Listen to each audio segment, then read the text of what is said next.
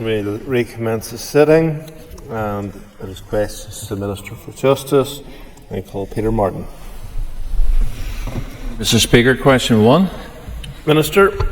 The management of PSNI estate, including acquisitions, is entirely an operational matter for the Chief Constable, who is accountable to the Northern Ireland Policing Board. However, I will continue working with the Chief Constable, my executive colleagues and the Department of Finance to ensure we have a police service that is properly resourced in all aspects for the challenges it faces. Mr. Martin. I can thank the Minister for her answer. Can I ask her, given her department's recent allocation by the Executive of an additional £39.3 million, will police officers now get their pay award? And how long will it take to see much-needed additional PSNI officers on the ground to relieve the pressure serving officers are currently under? Minister. Well, I'm not sure quite how that relates to the estate strategy for the PSNI, but I'm happy to answer it nevertheless, Mr. Speaker. The recent additional funding of £39.3 million to my department includes £36.7 million, which has been allocated to the PSNI. The member will be aware the Chief Constable has welcomed that allocation as it meets in full the amount of pressures identified by the PSNI to sustain policing in this financial year. It is now for the PSNI to bring forward a business case for that, but I have given my approval to the recommendations of the PRRB. Minister, during COVID, the Department of Justice had to spend necessarily £4 million on a mass mortuary within Kinnegad. On the sale of Kinnegad, was there any clawback for the Department of Justice for that investment? The investment in that particular piece of work is not something that would be clawed back from the sale of the site. That has already been dismantled. So the sale of the site, as you know, we were able to use the site at the behest of the MOD, and so there's no clawback involved. Cathy Mason. And Carla, question number 2, Leader. My department is continuing to oversee a multi-agency programme of work to implement the Gillen Review recommendations. This includes progress against a range of recommendations intended to support child victims of serious sexual offences, including the ongoing delivery of a judge-led voluntary protocol to expedite serious sexual offence cases involving child witnesses under 13 years of age in Belfast and Antrim Crown Courts. Evaluation of the protocol cases in 2023 found there was a 70% reduction in the average time taken between reporting the crime and court disposal. The principles of the protocol have been extended to similar cases for children aged under 16 across all court areas. Sexual offence legal advisor services have been provided successfully, providing free legal advice and support to more than 2,000 adult complainants in serious sexual offence cases, and that will shortly be extended to child complainants. My officials have engaged stakeholders, including children and young people, to develop the Child Solace Scheme. They will provide general and specific legal advice in relation to their case and ensure that their interests and wishes are communicated to the courts. Remote evidence centres have been established in Belfast and Craigavon to provide a safe, comfortable space away from the court building for vulnerable witnesses, including children, to give their best evidence by video link. So far this year, 317 witnesses, including 133 children, have attended or are scheduled to attend the REC to give evidence. All achieving best evidence interviews with child victims of sexual offences are now conducted by a specialist ABE cadre with expertise in this area. The Health Minister and I are also committed to considering the development of Barnahouse-style model for Northern Ireland to provide a multidisciplinary and rights-based response for child victims and witnesses of violence. My department also continues to provide funding to support services for child victims of sexual crime. It includes funding for Victim Support NI to deliver the Children and Young People's Independent Sexual Violence Advocate, or CHISVA service, and the NSPCC Young Witnesses Service, which supports young victims and witnesses called to give evidence. We also contribute funding to the Assist NI Advocacy Service, dedicated to providing support to all victims of domestic and sexual abuse. Mrs. Mason. Concordia, and I thank the Minister for that really comprehensive answer. Minister, it's widely accepted that establishing, as you mentioned, their one child-friendly setting where they don't have to constantly repeat their story provides better support for child victims of sexual abuse.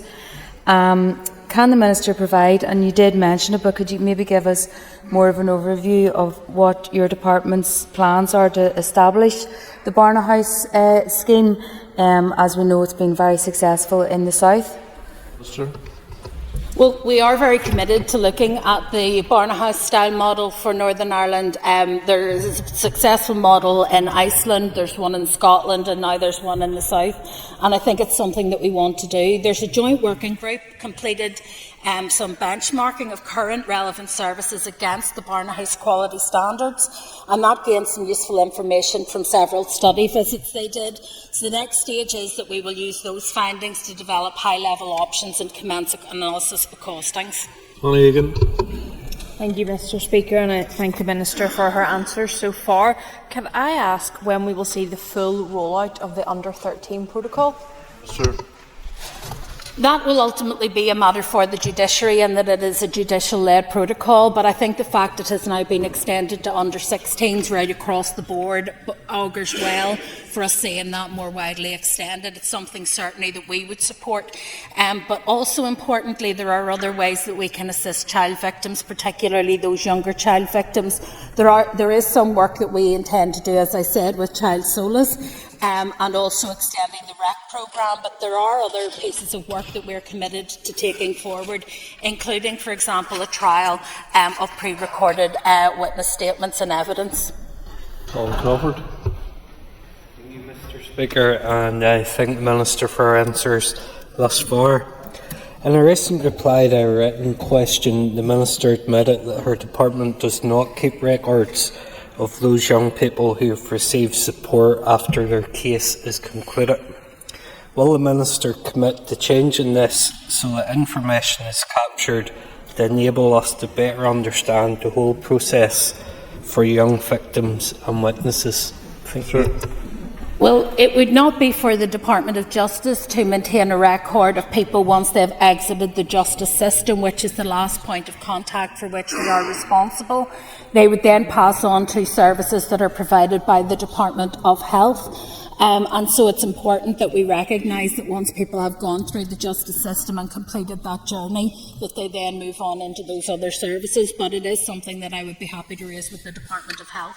Thank you, Mr. Speaker. Minister, in an written answer to me, you said that you were committed to proceeding with reform of the reasonable belief defence in rape cases as per the Gillen Review. Can you be specific that the reform you're looking at will include a reform that will a change which will, reform the way a jury can ascertain in a court proceeding how and whether the defendant specifically sought consent?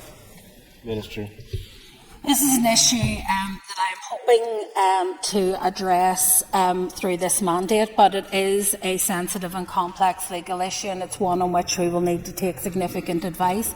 However, it is something that I think in the last bill that we intend to bring forward is something that we would be keen to consider. Honourable Murray. Mr. Speaker, question number 3. Sir. I was pleased to present 5 innovative and transformative bids from my department to the Interim Public Sector Transformation Board. Following consideration by the Interim Board, I welcome the fact that 3 of those bids have moved forward for further consideration. The bids relate to 3 key areas, namely speeding up and transforming the criminal justice system, reducing reoffending and prison population initiatives, and electronic monitoring for those on bail or on licence. All 3 of these bids present innovative and transformative solutions to some of the challenges currently facing the justice system. While the timescale for notifying the outcome of the Stage 2 assessment has not been confirmed yet, I understand that the Interim Board will provide advice to the Finance Minister and recommendations will then be made to Executive, and I look forward to the consideration of the recommendations at Executive. Mr. McMurray. Can the Minister provide further detail on the 3 bids that have been selected for further consideration. Minister. Yes, I'm very pleased to provide some insight into the bids which have made it through for further consideration by the interim board. We made a bid which has been supported by the Criminal Justice Board to speed up transformation and transform the criminal justice system. This bid is in partnership with the Public Prosecution Service and will, amongst other things, reduce demand through providing a proportionate response to offending, including increasing non-court disposals, and make investments in early engagement across the justice system, including between police and prosecution and defence, to maximise efficiencies. The bid will also seek to utilise and exploit technology to support transformation. We have a bid which involves the Department for Communities to reduce reoffending alongside measures to address the prison population. It includes provision for investments in a bail support scheme to divert people from custody, the rollout of enhanced combination orders through probation board, and as an alternative to short prison sentences, and a review of the prison service framework for delivering rehabilitation. Finally, we have a bid to create a multidisciplinary team to examine the technical and policy implications of implementing GPS location monitoring for those on bail or licence fitted with an electronic tag as part of their release conditions.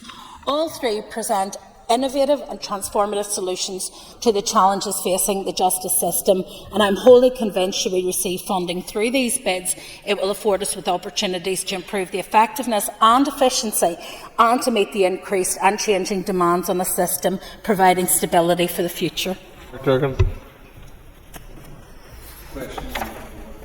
Minister. I share the Chief, with respect, Mr Speaker, I would like to take questions 4 and 8 together. I share the Chief Constable's ambition to increase police officer numbers. However, the reality is that police officer numbers cannot increase without additional funding, which I've been actively working to secure through the appropriate channels. My officials have also been working closely and constructively with the Chief Constable and his team to support the PSNI on the development of a plan to recover police officer numbers to enable the case to be made to the Department of Finance for additional funding. I acknowledge the Chief Constable has expressed disappointment that the draft programme for government does not adequately reflect the issues facing policing here and wants to see those commitments strengthened. I can assure you that I will continue to support the Chief Constable where I can while respecting his operational independence. Mark Durgan. Thank you, Mr Speaker. I thank the Minister for her answer. The Minister has often asserted her respect for the Chief Constable's operational independence, and I'm glad to hear her provide her support for his operational ambitions. Can the Minister tell us how she will put forward the argument to her executive colleagues around the importance of funding the police to allow them to grow the numbers to those aspired to by the Chief Constable? Minister. Well, this is not in the first instance about the numbers aspired to by the Chief Constable. There is a separate work stream that we are undertaking in parallel with stabilisation processes to identify what the right size of police service should be. And that's a piece of work where we'll be working with the Chief Constable and with others. However, the issue is about what we can do within this mandate, and we have only 3 years left. There is only limited capacity in the training school, and therefore what we are trying to do is add roughly 150 officers to the PSNI each year. The funding for that will come through a business case where we will set out the cost to society if we do not achieve that objective. That would take us up to just shy of the 7,000 officers. That has been the target figure that we've agreed for this phase, but it will require support of executive colleagues and the Minister of Finance to be able to get that business case through. Ms McLaughlin isn't in her place. I call Peter McReynolds. I thank the Minister for her answers so far. Minister, if the allocation of funding for policing falls short of that required to facilitate further recruitment, what additional work will you do with the Chief Constable on the stabilisation of policing? Well, if think one of the key things in terms of stabilisation is to ensure that we stave off the attrition and the loss of officers to other parts of these islands. And so I think the recent allocation, which has allowed us, first and foremost, to allow the PSNI to clear what was left of their pressures, in-year pressures, will put us in a position where we will then be able, as I have already done, indicate my support for the PRRB recommendations with regard to pay. I think that's important. If we don't pay our officers, they will go elsewhere to jobs that are perhaps more straightforward and less stressful. So that is the first stage in the stabilisation process. The second, as I said, is to look to get money for the business case so that we can deliver more officers into the service, and I believe that the executive have expressed, certainly the executive parties have expressed their desire to see that happen, and so I'm confident that that will be taken seriously as a bid going forward. And the third strand is to look at what shape the police service should take in the years ahead in terms of overall numbers, and I know that from the report that the Chief Constable himself had commissioned, they reckon somewhere between 6,900 and 7,200 was about the right number. So we're now looking to see how we can get that and maintain it going forward. Donny Donnelly. Thank you, Mr. Speaker, and thanks to the Minister for her answers so far. Question 5, please. Minister. I'm committed to ensuring that the risk posed to victims of domestic abuse is assessed and managed as effectively as possible. Members will be aware the Leonard Consultancy conducted an independent review of the Multi-Agency Risk Assessment Conference MARAC arrangements on behalf of all strategic partners involved. The review examined MARAC's operational effectiveness and identified potential learning and opportunities for improved effectiveness. My department has now established a dedicated multi-agency working group to consider and respond to the findings of this review with a view to strengthening the response and protections for victims of domestic abuse.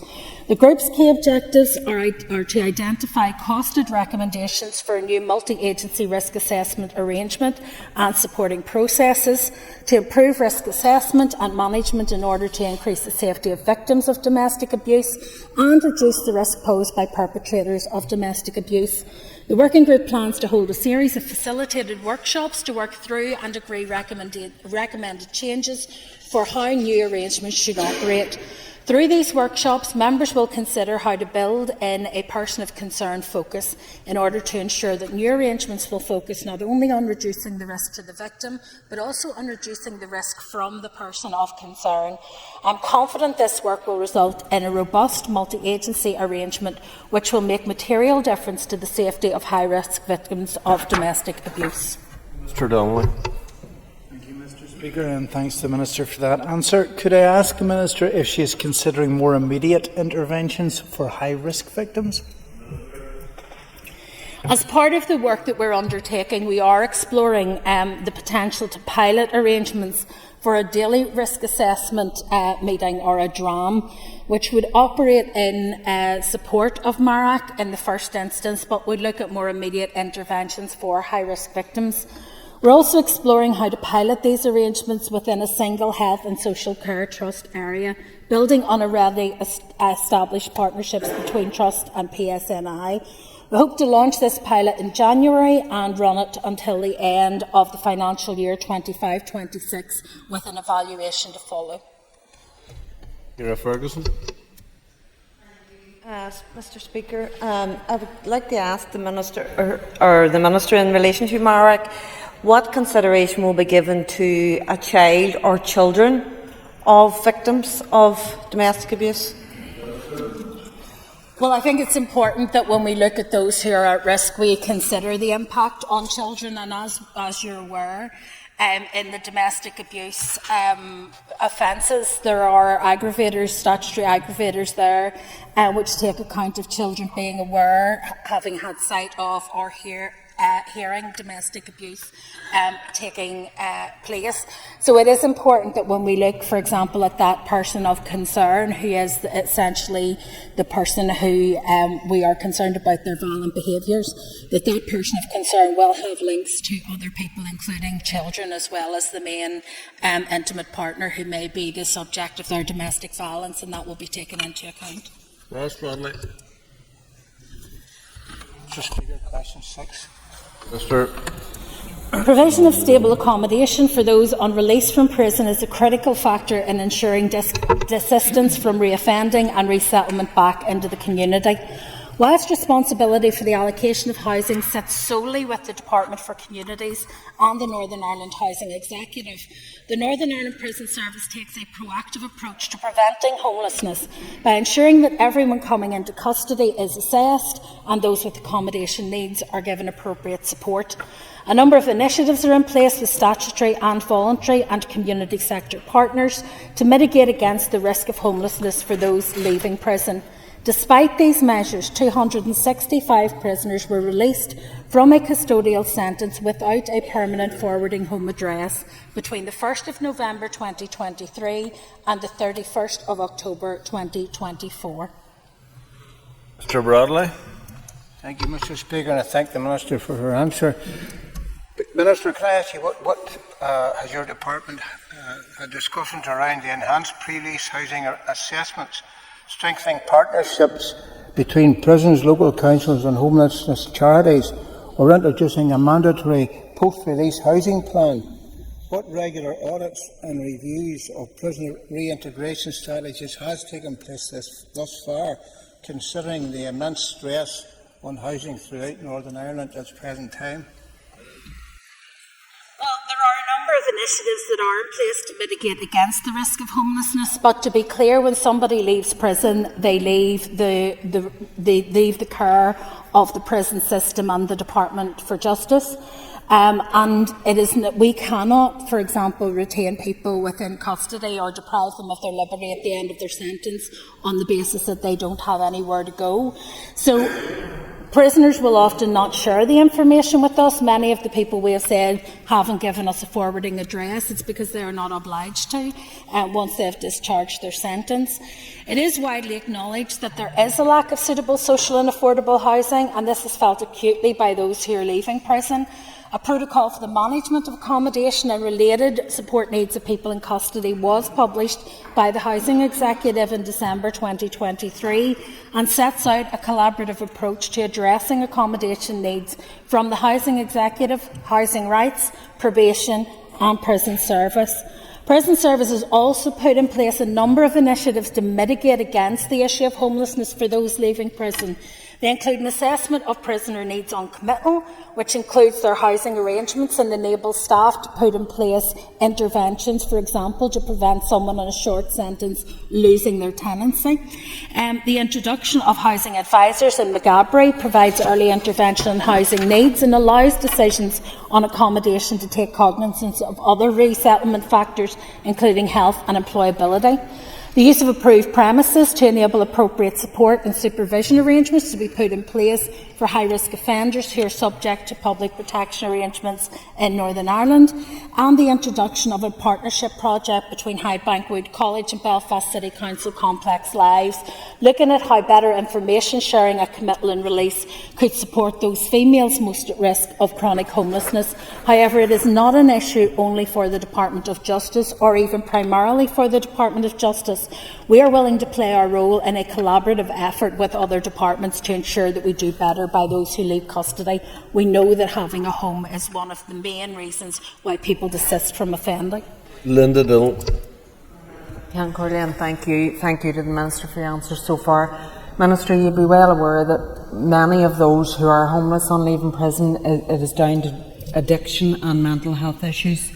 So what are you doing to ensure that those prisoners, when they are sentenced and in prison, are getting the assistance and help and intervention that they need around mental health and addiction?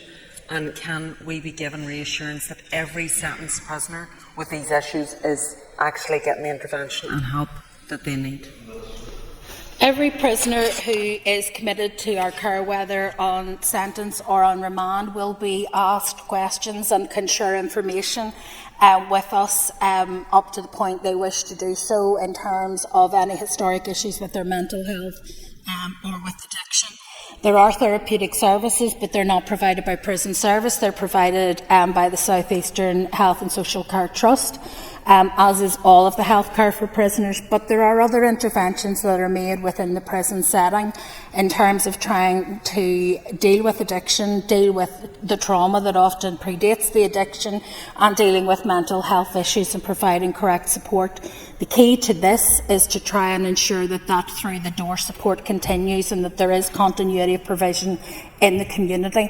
And unfortunately, as many of you will recognise from working with your own constituents, it is the lack of community-based interventions around addiction and mental health that are often the stumbling block for people on release from prison, rather than the absence of those supports in the prison. Stuart Dixon. Thank you, Minister, for your answer so far. Minister, would you agree with me that your department and the Northern Ireland Prison Service have made a major contribution to assisting those leaving prison and with their housing by changing the day of release during the week? And also, would you agree with me that providing stable housing helps to stop reoffending?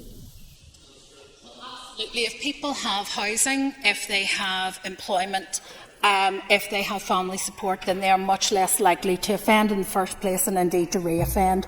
So it's a huge part of the work that we do in terms of rehabilitation. In terms of bail and remand reviews, that is a decision that was taken by the Lady Chief Justice when we had discussions with her in respect of the vulnerability of people being released often on a Friday afternoon when mainstream services have ceased for the week, and then are left to cope over the weekend without that support. And I think that that initiative that she has piloted by moving forward those reviews to earlier points in the week, so that when people are released from custody they have access to those services, is hugely beneficial, and at least gives people an opportunity when they're released into the community again and to be able to make the best start possible. Middle. Number 7, Mr. Speaker. With your permission, I want to answer questions 7 and 12 together.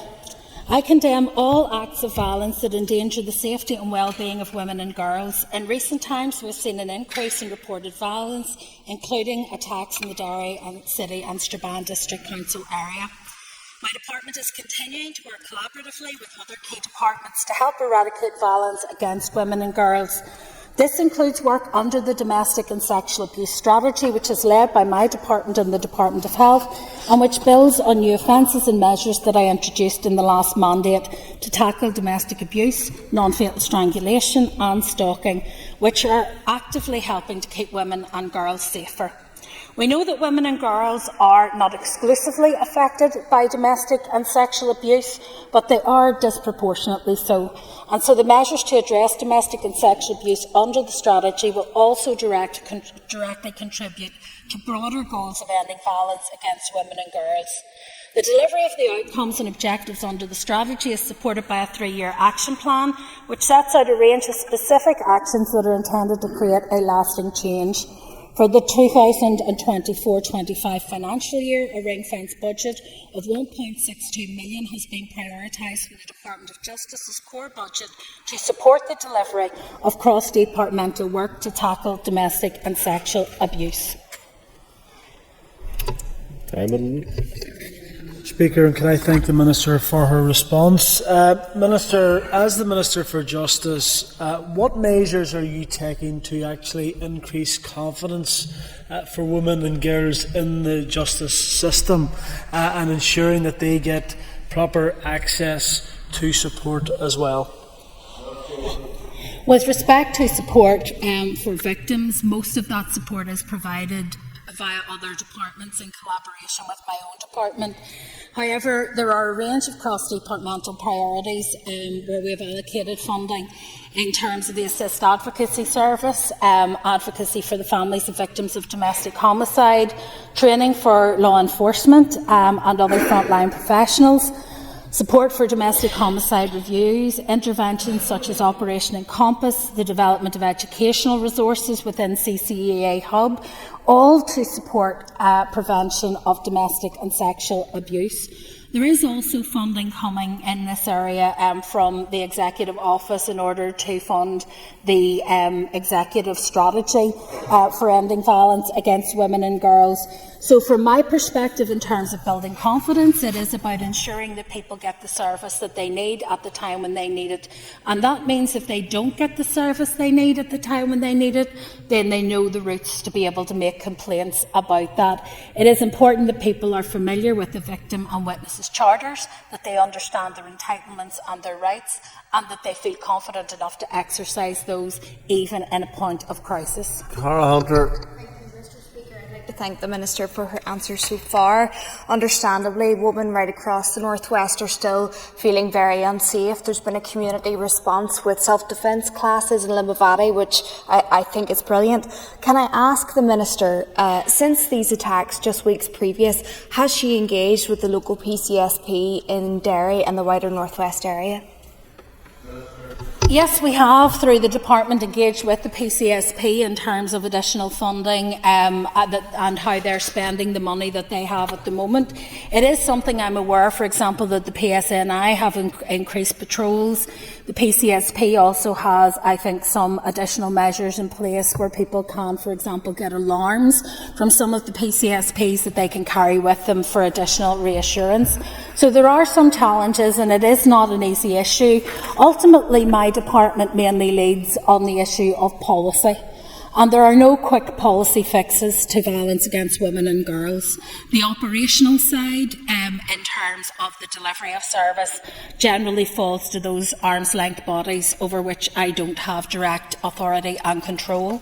But it is important to say that we have engaged both with the local community and with the PCSP and with the PSNI to ensure that they have the resources available to them to be able to do the work that they need to do in this context. And it is important to say that if people remain fearful, if people remain afraid, that is something that is to me unacceptable. We need to change the culture, both in this place and in other places where it is acceptable either to be aggressive towards women or violent towards women or abusive towards women. And until we get that right in this House as everywhere else, we will not see a sea change in terms of how women are treated on our streets. Mr. Speaker, and thank you to the Minister for her answers. Can I ask the Minister how she is targeting or focusing on perpetrators of abuse against women and girls?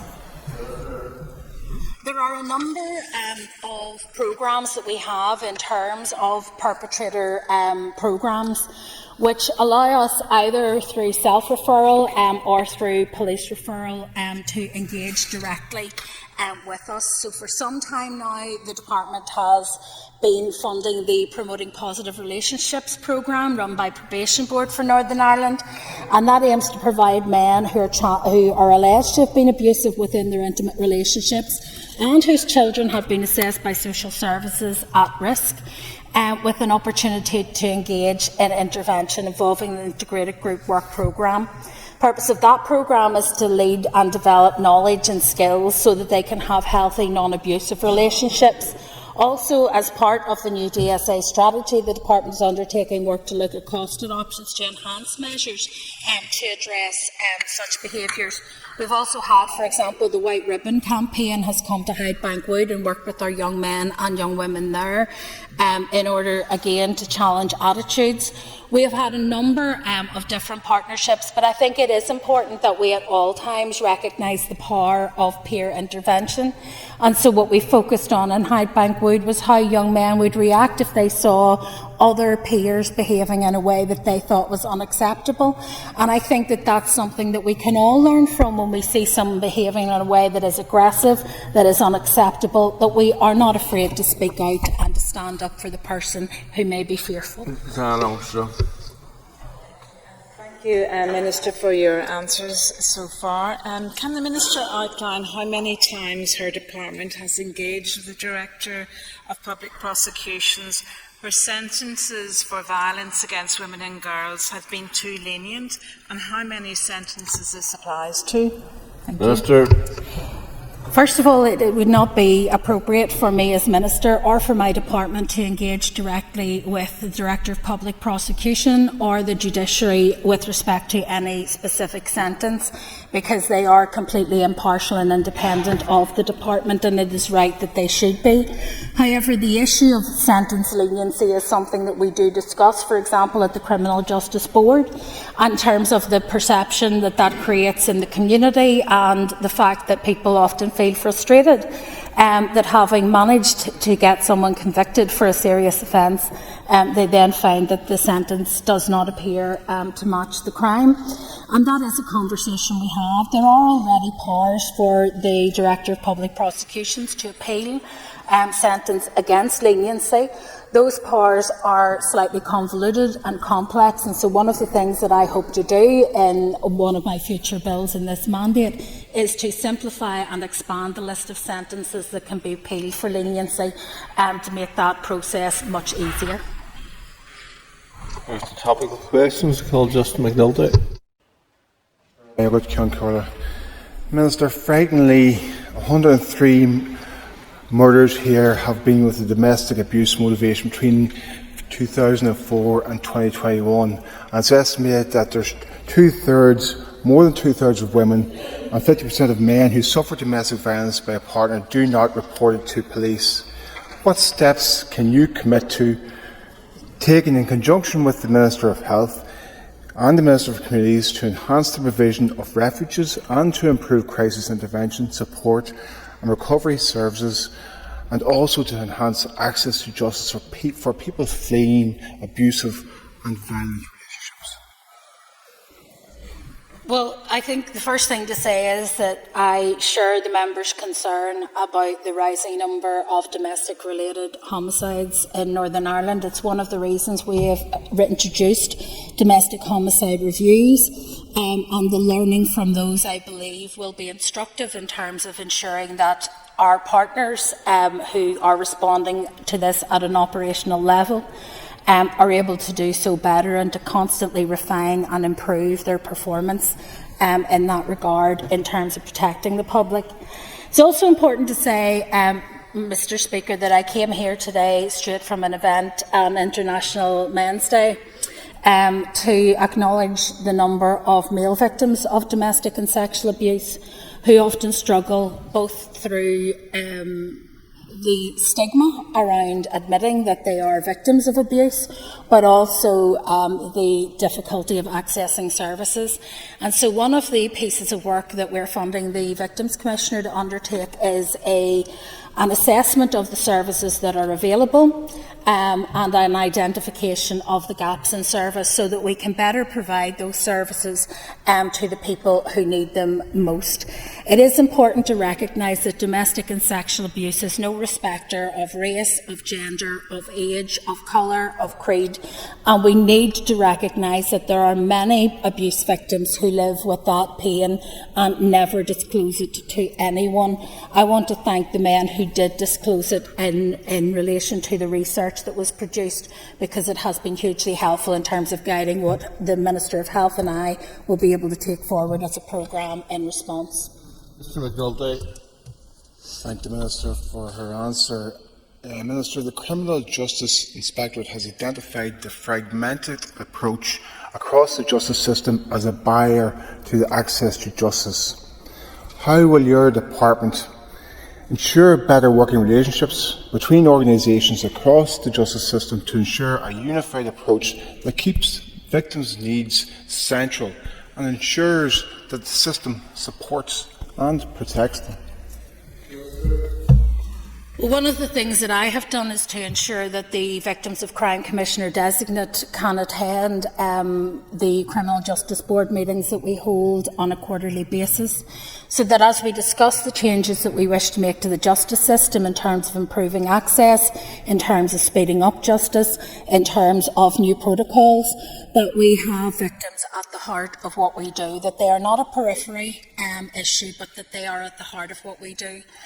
Relationships within the various justice organisations, I think, are less of an issue than perhaps some of the barriers that we face through discontinuity in terms of our IT systems and some of the kind of practical measures that are in place.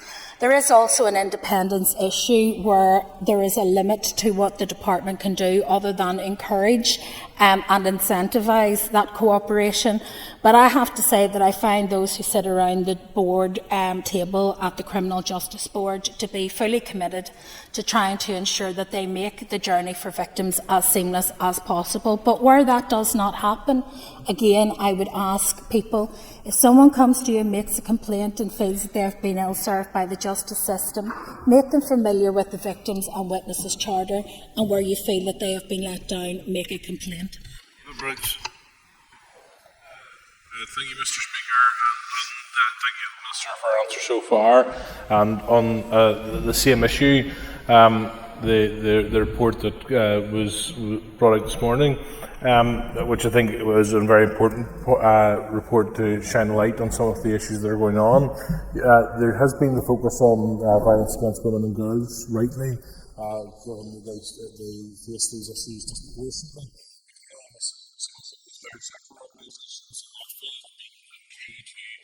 Trying to give support to women. Could I ask the Minister what engagement she's had with similar organisations in that support men to help support them through domestic violence cases? Minister. We have quite good engagement through our domestic and sexual abuse expert panel with organisations that support both male and female victims of violence. We also, through a number of other opportunities that we have, obviously engage with them throughout the year. The Men's Advocacy Project, for example, is a really good example of an organisation that speaks up for and supports men who find themselves in this particular situation. One of the issues that has arisen as a result of the research, and I think it's hugely important, is that it has shone a light on just how few men actually report this. So although 31% of victims last year were male, we know that there was only around 50% of them had reported it, and sadly, less than that still who were willing to make a report to the police and the authorities in order to pursue justice. I understand the frustrations that people have. Justice can be daunting and it can be complex, but it is important, because until we hold those who are responsible to account, we will not see a sea change in terms of attitudes and culture. David Brooks. Thank you, Minister. Could I ask, we understand that from the report that some of those issues around the lack of refuge and also access to family may be barriers to men coming forward. I understand that's not all within your remit, but do you plan to have conversations with other ministers to see how men can be supported across the executive? Minister.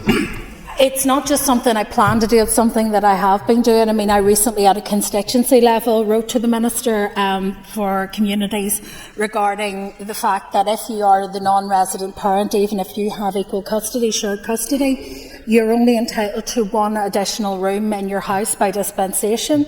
If you have 3 children, all of different sexes, where are they all supposed to go in that one room? And so it denies men the right to be able to take up their shared custody arrangements as they ought to be. And so there are real issues in terms of our processes and procedures that need to be more nuanced. Because the issue, of course, for the housing executive is that they're saying, well, you can't double count the same people twice. Well, unfortunately, in blended households and in separated households, you need to, if you're going to be able to maintain relationships. Those are issues that we are trying to work our way through. They're not easy to resolve, but they are important that they're resolved. And it's also important to say that my own department will be introducing a small grant scheme hopefully in the next few weeks. And I would encourage organisations that work in this particular space to come forward and make application, because whether it is to do studies around the prevalence of this, whether it is to provide frontline support to people, I think it is something that we would certainly be very open to funding. Michelle Guy.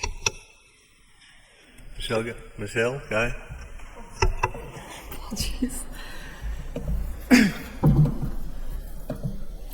Can I ask the Minister to outline the current population of Northern Ireland's prisons?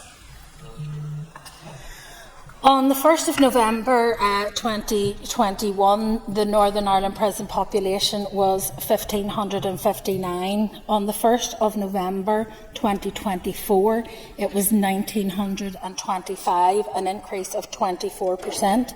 Whilst the population position has not become precarious as quickly as we had expected, it remains highly challenging and very finely balanced. Pressures continue to be felt most acutely in Maghaberry Prison, where over 450 prisoners are sharing a cell on a daily basis. Mrs. Guy. Thank you, Mr. Speaker. How are these numbers affecting resourcing pressures within the prison service? Well, my focus and the priority of the Director-General is to ensure Prison Service has the resources it needs to ensure that it can focus on its key priorities. That is keeping people in custody safe and secure, and that includes those who work in that environment, and supporting individuals in their rehabilitation and resettlement post-prison. That's why I gave approval for officer numbers across the prison service to increase by 75. Earlier this month, Prison Service launched a new recruitment campaign with the intention of employing more than 100 new prison officers.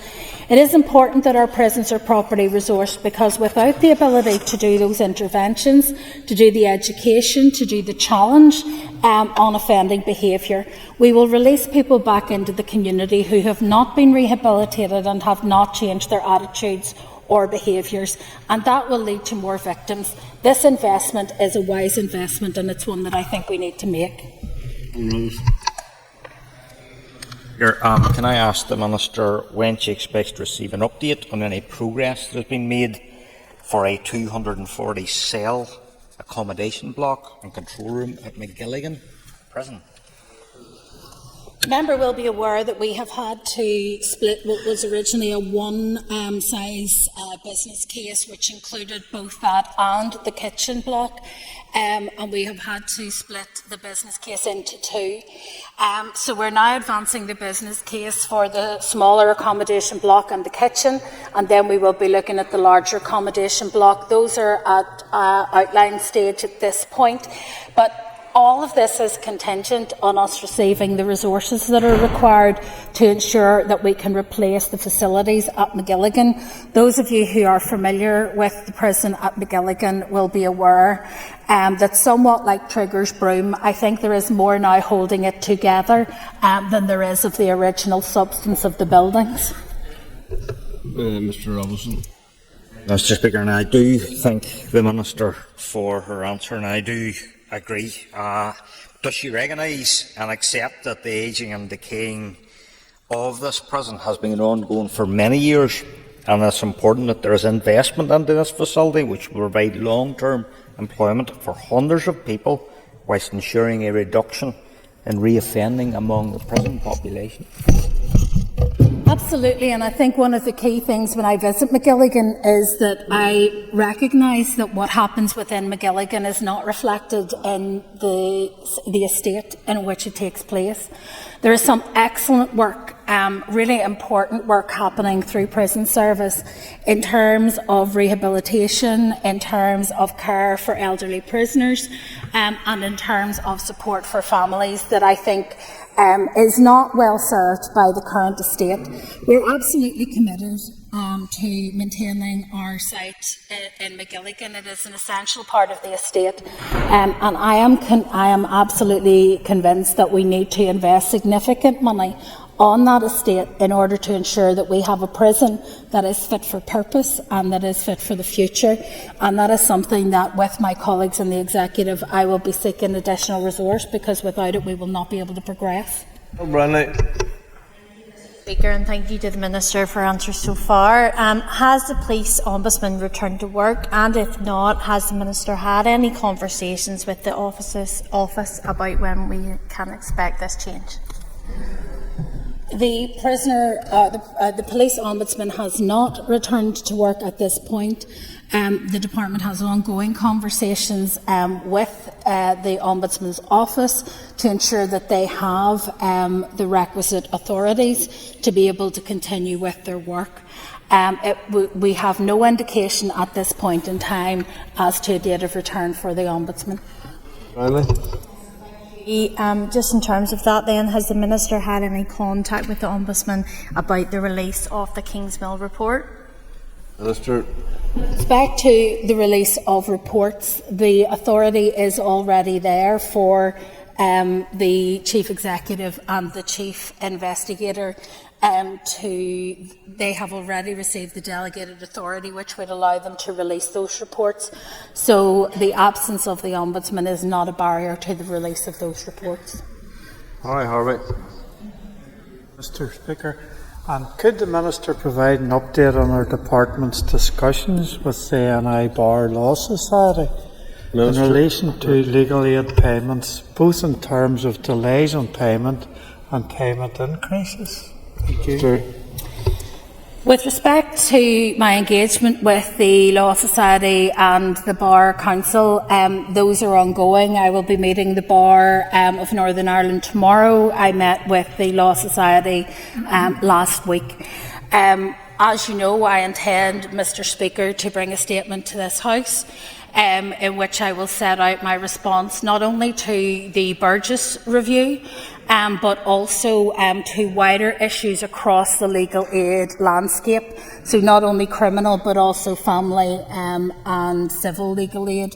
And I think it's important that I engage with the sector around that.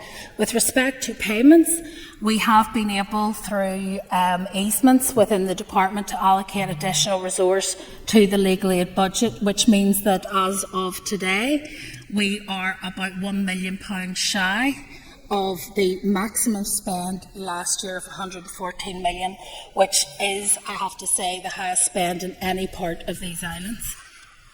Mr. Harvey. Okay, Minister, I was going to ask you, would you maybe consider reallocating some of the £13 million earmarked for the new prison cafe at McGilligan to help address the issue, but you're obviously already addressing it. Thank you. Mr. Speaker, I do find it slightly ironic that one member of the DUP is here asking me to spend more in McGilligan while another is here asking me to spend less. The simple answer to your question is no, I wouldn't consider it, because first of all, it is capital investment for McGilligan, and that money is being invested in a very necessary development, so we can feed our population, so that we can train them in hospitality, and I believe it is essential. But also, what we lack in terms of legal aid are two things: a sustainable model and revenue funding, so it wouldn't be appropriate for me to move capital to revenue. Nick Matheson. Thank you, Mr. Speaker. Can the Minister provide an assessment of the effectiveness of domestic homicide reviews? Your challenge is to do that in 30 seconds, Minister. Well, I think they provide us with an opportunity for organisations to reflect on policy and procedure and determine if they can be amended or improved. I think they're vital in terms of how we keep people at risk from domestic abuse safer. To date, 4 executive summaries have been published. Some of the recommendations from those have already been implemented, and work to implement the remaining are still underway. Well done, thank you. And that draws to a conclusion of questions to the Minister of Justice. If members would take their ease, and we will resume the previous item once the Chair changes.